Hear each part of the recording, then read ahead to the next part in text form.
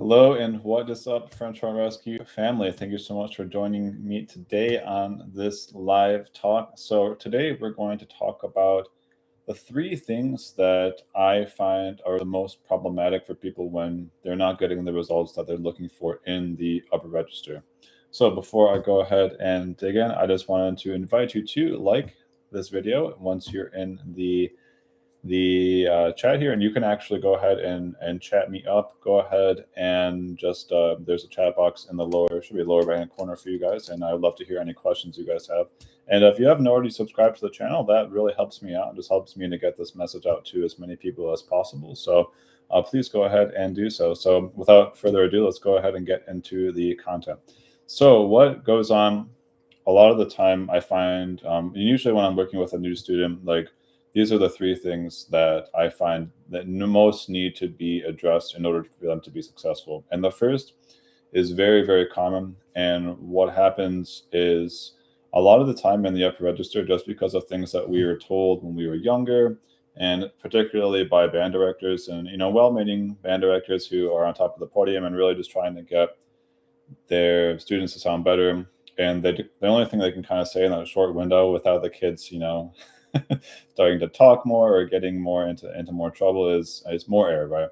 And so a lot of the time we will just try and get into the upper register by using more air instead of the right air, which is actually in fact less air, but it's more compressed air. It's faster air. I'm sure you guys have heard some version of this at some point, but maybe not taken it fully to heart. And so one of the things that I'll often have my students do is called airing it out. So what I really am thinking of is I'm thinking about the air coming up and then out, because if you actually look at a drawing from the side, I wish I could share my screen on this, but I can't. If you look at an anatomical drawing, you'll see that the air actually does have to come up. I mean, it seems obvious that I'm saying it out loud, but the air has to come up from the lungs, right, and through the trachea, right, through the windpipe here, up and out. And when it's coming out in a way where it's riding along the roof of the mouth, what happens is that everything is going to be a lot more compressed and you're going to be able to get a faster airstream.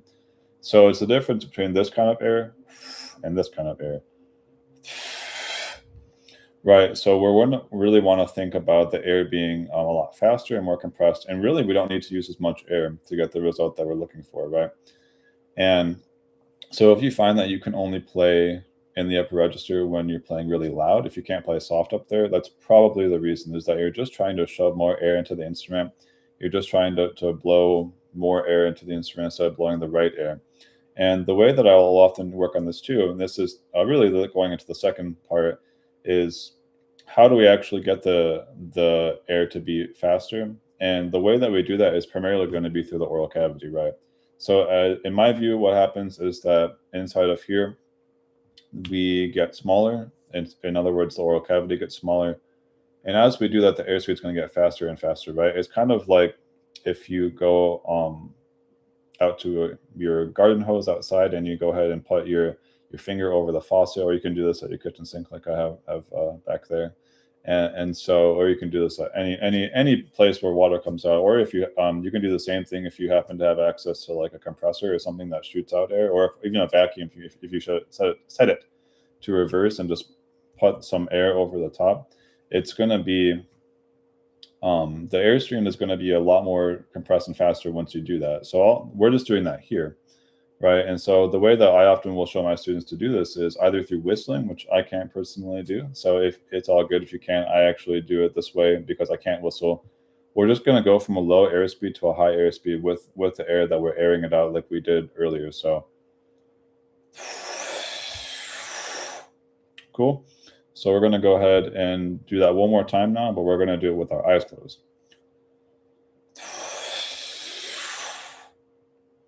All right, and what you'll probably notice is that at this point, the tongue is coming up and higher in the mouth, and the jaw is probably going to be moving a bit up as well. It depends for a lot of people. Most people will see more jaw movement in the lower, mid and lower register as they're coming through that range up and down than they will in the upper register. But I've seen the case where some people actually do get quite a bit of movement in the jaw when they're moving from the mid to upper register too. So it depends on you. It depends on the size of your oral cavity. It depends on, the other sizes of your face, size of the lips, etc. And so I can't really get like a one size fits all for you. However, what's generally going to happen is that tongue is going to come up and forward in the mouth as you go higher. So kind of like that. So that's what's going to happen. The oral cavity is going to get smaller. We're reducing the space in the mouth. We're reducing the amount of volume inside of the mouth so that the air volume actually decreases and the speed increases. All right, cool. So hit me up in the chat if that makes sense, or if you have any questions about that. I'd love to hear from you guys on that one.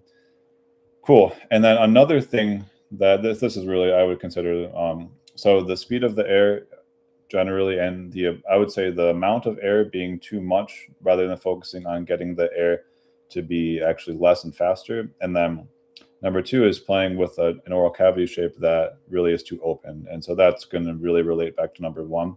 And the third thing that I find is really too much tension here. Most people will try and just do the vast majority of the work that they're doing here. So they're really trying to get super, super tight and free buzz up to those notes. And so what's going to happen is that if you're doing that, you're going to actually constrict the vibration too much. So every time that we actually add mouthpiece or add metal to what we're doing, so I mean, I didn't make this up. This is something that James Dam used to talk about all the time.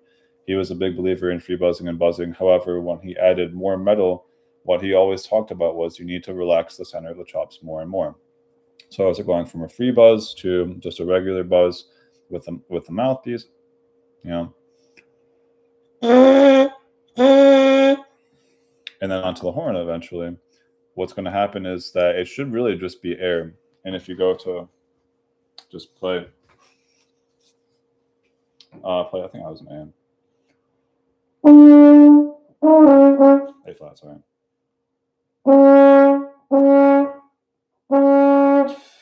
It really should be just air when you pull the horn off of your face.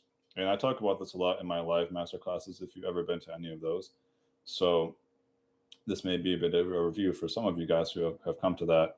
However, like, yeah, when you pull the mouthpiece off your face, it should really just be air. So that is the third and final thing that I find, at least that I'm going to talk about today, because there's a few other things too, like excess tension in the body, and like I could probably talk about that for a little while too. Actually, I will talk about that for a little bit after this, but a lot of the time, that's really what's going to come down to. And then another thing that you can do to try and mitigate that, if you find that you're still playing with a lot of tension in the upper register, and if you find that you're overshooting notes a lot, and some people don't even realize that they're doing this. I've actually had students in the past that I hear them just wanting to just overshoot notes a lot in the upper register.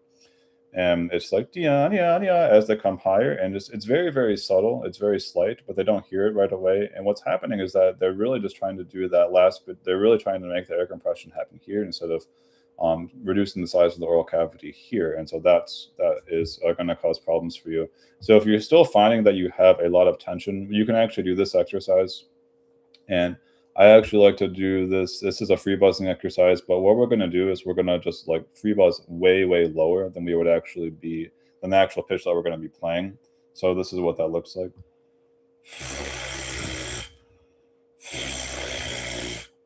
So you see, I'm still keeping the structure of the face intact. When I'm doing that, I'm still keeping the structure of the big muscles intact. I'm just allowing this to be super, super loose.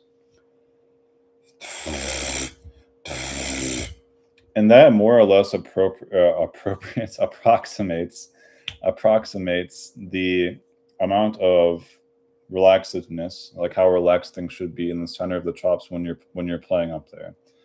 And yeah, so really even when I go up into the upper register, you guys, you know, I'm still just, that's really how I'm aiming to feel. I'm aiming everything to feel like that as I'm going up and up and up.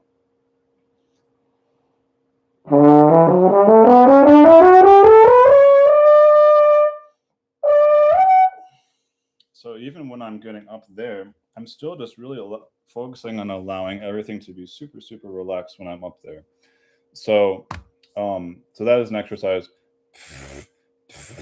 It definitely takes some practice. I know some of my students have struggled with that a little bit as far as just getting that to be really, really chill when you're there. So just make sure that stick with it and just give it a little bit of time to just really transfer that onto the horn as well when you're doing it, and just experiment with that. See if that you find that helpful. So, all right, you guys, I hope that you did find this helpful. Trying to keep these talks to 15 minutes or less, so we're right about the 10-minute mark. So just give you guys some bite-sized information that you can use to help your playing. And if you did find this helpful, like I said, the things that you can do to help me out are just like and subscribe. Subscribe to the channel, like this video, and if you really wanted to dive deeper, I mean, I only had 10 minutes to get into this stuff now. I invite you to please check out my on-demand webinar. It's actually going to be right below this in the link and in the comments and in the description as well. And that's where I really get a lot more in depth into this stuff. And I talk about a lot of stuff as far as what's going on in the embouchure to actually make things produce the sound that we want to throughout the range of the horn, especially in the upper register. And I can't really talk about a lot today. So if you did find this helpful, make sure to check that out. And thank you so much for coming. I appreciate you guys being here. And this is going to end today's live talk. All right, French Horn Rescue fam, signing off. Take care.